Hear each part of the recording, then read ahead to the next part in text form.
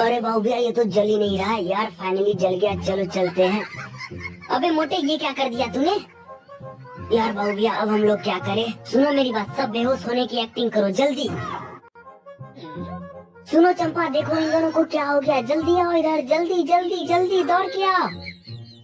अरे इनको क्या हो गया ऐसा? यार तुमको दिख नहीं रहा है क्या कितना तेज धूप है, और तुमने मुझे ही बांध रखा है। जल्दी खोलो आके यहाँ पे।